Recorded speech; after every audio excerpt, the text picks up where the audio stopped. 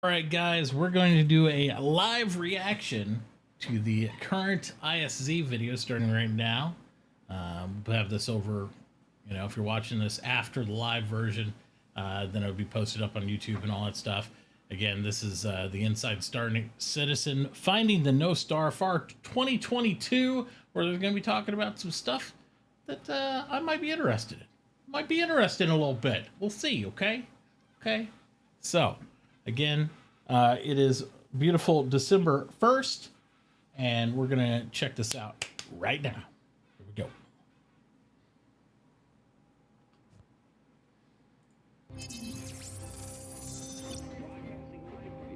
Well, builds can break for a ton of reasons. It's not a point of pride that, I start to rattle off a whole bunch of different things that break builds, because my whole vocation is to create tools, to create pipelines, and to create processes that don't break builds, that are very, very dependent. But in a perfect world, that might be the case, but in the reality of things, it can be so many things. There can be a perforce commit that completely destroys it. There's so many different types of errors. There can be a compilation error that fails the build. There can be build errors that have nothing to do with the actual game data itself. We're trying to move away from these kind of things, but We've been trying to move away from these kind of things for quite a while. Sorry, I had to say it. Had to be said.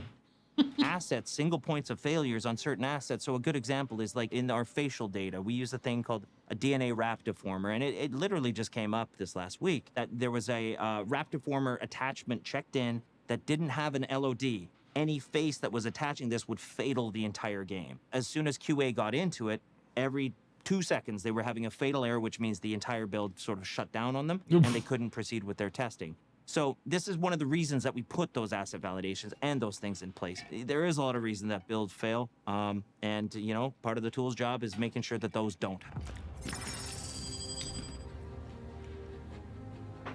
So what is a build? Right. The easiest way to understand a build is everybody's heard of code compiling before, and that is there's raw code that is written, and then it gets run through a compiler, and then out comes a binary or an executable as people would understand it. The same actually happens with our assets. So sometimes our assets come through and they'll be in an intermediate type format, and then those will get sent over to the build system to be compressed in such a way that it's actually a lot easier for us to deliver the build to users, and for the build to actually be able to run a lot quicker. In order to distribute a version of the game to all the developers so we can continue producing the game, we create what we call a build many. So they're just defining what a build is and how they execute the build so far. Okay. All right, well. Times a day. As work is completed, it gets submitted to our source control system, Perforce, which is basically a way of just holding all of the assets, all of the code, everything that goes into producing the game. This obviously is being done by hundreds of developers in different studios across the world. So when a developer comes in the morning, they need to be able to depend on the build for the day. And the first build of the day, they're going to expect that all the stuff that they checked in the night before is actually present in that build so that they can continue to iterate on what they've been working on. So a build failing is a big deal. It actually brings down the entirety of the company on that particular change list. So there's a whole bunch of ways that we actually protect the build against failures like this. We run the assets through something called asset validation. And what this is a pre-commit check. You can also call it health checks for the assets. So we run these through. What is this validation? It checks for all the common errors that we would possibly make to the data. And it's very important because when you're developing in the editor, it can check what you're doing within that one level, but it can't look at a holistic approach. So the editor itself will produce various checks to make sure that what's exported is in good shape. But the asset validator is very much a complement to that, checking things that they cannot check at that time. And then if there's no errors, it allows them to commit it. If there is errors, it tells them exactly what to do about it. They go and fix it, and then are able to commit again, and we should be safe on the build. So we had a tool in place since I got here to CIG, actually, and it started as a very, very small little Python script. And over time, as with any tool, it got a little more robust, but as it got robust, it also got very confusing to continue to build out. It's showing its age. There's been a lack of structure to it, and it's been very difficult to maintain and to... There's something to be said for when you build the game so long that you got to rebuild the tools to build the game because it's that long. That the tools, you imagine, think about this. This is like working on a house for so long. They get to replace your saw, your hammer, and your all your other tools because it's a long build. To keep up to date. So what we wanted to do was make sure that not only was it just the tools team able to write asset validation, but also the rest of the teams. And what that required was a more robust framework. It's sort of a plugin kind of approach. So we moved it from Python over to C#, and now we have much broader adoption for all the teams so that they can write their own levels of asset validation within the tool as well. So of course a big win for the tools team here is that we don't need to create all these tests. We can allow the experts in the other teams to do it for us. Other teams among the company, as we've scaled up quite a bit comparatively to the older tools, can actually write asset validation inside of this framework. So this was a really important part of the new tool. Now it does everything that the old one already did, but now our scalability is so much broader. So as we continue to develop Star Citizen, we get ever more complicated systems and therefore ever more complicated assets, and in particular dependencies between them get ever more convoluted. So it's very important that we can have a scalable system that allows contribution from everybody to help address the potential Makes issues sense. that this could incur. So the exact same way as a player might be excited for a feature coming from a feature team within CIG, we have developers excited for a tool that may be coming from the tools developer within CIG. It's very much the same paradigm. So when we bring up new asset validation, they appreciate having this because they need to know about those errors up front. They don't want to wait for the build to fail, for some producer to come to their desk and go, why has this failed? Why has your asset not worked out? For players especially, this is going to matter for you because as you've been waiting for a PTU build or an ePTU build, these failed builds slow these things down. And if we can't review them, we can't QA internally, that means a release doesn't go out. So we're trying to nab it right at the very beginning. So that developer knowing that there is a problem before it hits the build, before it fails to the build, and before it delays a release for you guys. So the tools team is incredibly important as far as Tools team's developers, important. players, and builds go. And hopefully this means more builds will make it to players' hands. I hope you've enjoyed this brief look into the tools team and one of our products, and hope you see you again in the verse. While much of Star Citizen's continuing development is dedicated to creating gameplay systems like cargo and salvage, new locations like rivers, sand caves, and crash sites, missions like the new prison escape, the Horizon platform stuff, Right. the time trial races, and everything else Tools that's are heading our important. way in the upcoming Alpha 3.18, the folks that are focused on the making and iteration of tools to help the very process of game creation itself are an essential element of the game dev gumbo that we make here. And we're always thrilled when we can give them a few minutes to shine. But up next, the long-awaited, often rumored Polaris concept model internal layout rework. Now, it's not a series of new concept images like those that were created for the 600i we showcased a few weeks ago, but this is a down-in-the-rough 3D Max model look at the reworked concept mesh to explore the new internal layout so potential pirates can begin plotting out their boarding actions.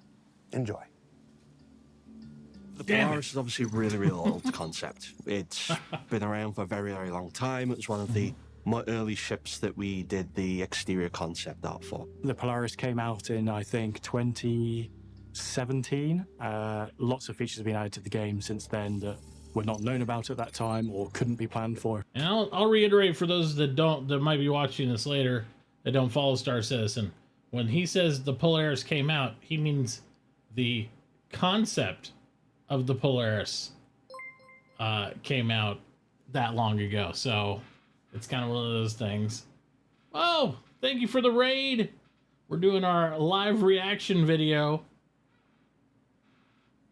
to the ISC stuff. So thank you so much from Soul Citizens. Always enjoy lurking and watching the program.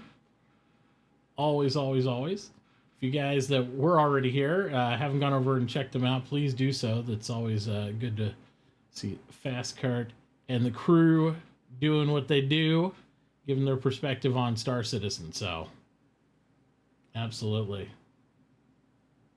Doing all right. Getting ready to start some new things and all that, but we'll get back in the video. But again, thank you so much, guys. Really appreciate that. There's Fast Cart. Yep, good to see you guys. Yep. Come on in, have a seat. I'm sure you've watched it 5 times, but now you get to watch it with this guy. So as I freeze frame and turn a 12-minute video magically into 2 hours. Get ready. Here we go. They weren't known about.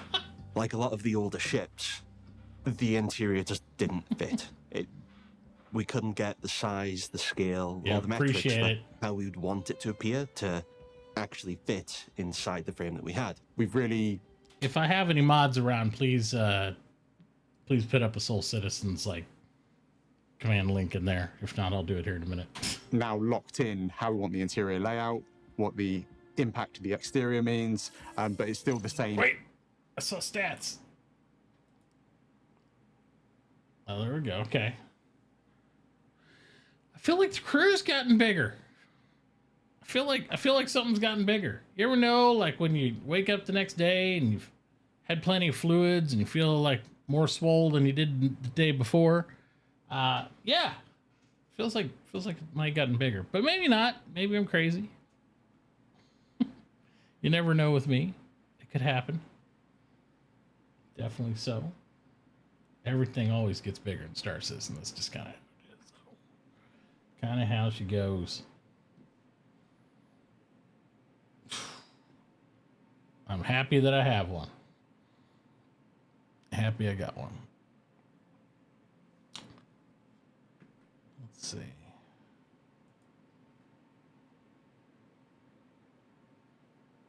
There she is. You have my epic pen. There you are. Perfect. Yep, right here. It's still beautiful, good stuff. 28 torpedoes, capital power plant, 3 times large shields, light armor. Nice stuff. I like it. I like it a lot. Anyways. Proceed. Layout, what the impact of the exterior means, but it's still the same Polaris that everyone originally saw and fell in love with. It just means that now it's kind of fit for purpose, whereas with the initial concepting phase and initial layout, it wasn't quite where we needed it to be. The exterior remains pretty much the same. Oh, yeah. Beyond, it has got larger to accommodate some of the interior changes. The role is the same. The key visuals are the same. You may Nice. notice, again, some like panel line changes or turret updates. But fundamentally, you look at the Polaris now versus then, it's almost indistinguishable aside from that scale change, and the role remains identical to what it was before. Moving on the Perfect. inside, however, we have a completely different story. Although there wasn't much seen for what the inside was going to look like, we had to remove a lot of that and just start again. We fit the entirety of the interior inside of it while taking into account the change in component sizes. Where we went from size 0 all the way up to size 10, whereas now we've got much more kind of distinct categorization of our components. We've now got a capital shield generator, capital power plant, capital cooler, all to support the actual like what I size of see. the ship and the scale of it, especially for what its role is within the actual universe. So, talking layout, we don't have concept images for every single room within the ship, but I can give you an estimation of what you can expect from it. So, you start from the bridge, which has been opened up a bit to give you a bit more space and visibility. Oh. Behind that, we then have the escape pod section, where there's escape pods for all the crew to be able to quickly evacuate the ship. Moving behind that, we then have the captain's quarters and office, as well as the CO's office. Behind that again, we then have the armory. Moving further back, we have the crew bunk room and baths and showers. Across from that, we then have the rec area, so it's where the food is. I like the it's where shape the design. relaxation is for the actual crew of the ship.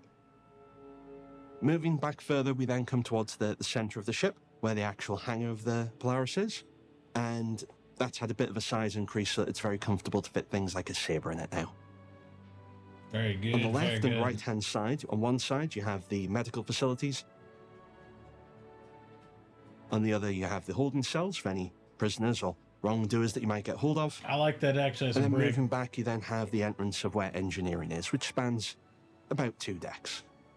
A small section of it is at the rear, which houses some of the more standard components. Then the lower deck of engineering holds the large capsule components for the Polaris. Moving back forward then from the rear, we then have the cargo hold. Moving forward from the cargo area, we then have the torpedo room, which has all of the torpedoes stored and an operations station if anyone needs to maintain any work down there. So the Polaris is concept complete. We're pretty happy with the updates to it internally, and hope you are as well.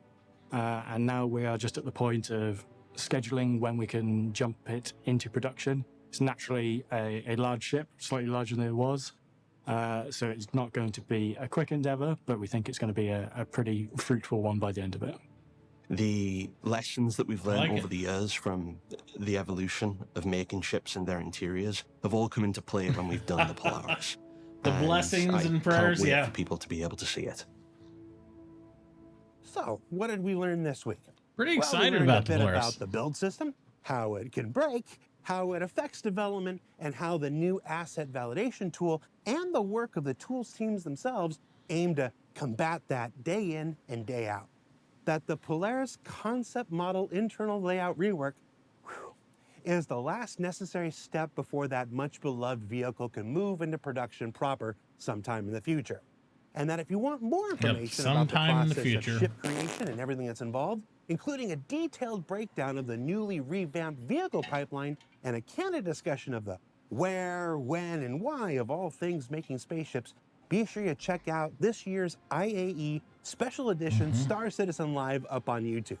For Inside Star Citizen, This is I'm Scorpion Jared will Huckabee. fit. We'll see you all here next week. That would be a good question. Yep, the only thing I would say preventing it might be the height of the Scorpion. I don't know.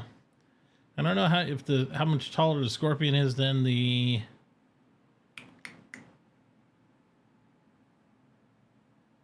Saber is. If it shrinks down with wings folded to being shorter or at the same size as the Saber, you might be able to fly them compacted too in there. Who knows? It looks like it had quite a bit of room. Looks like you had quite a bit of room.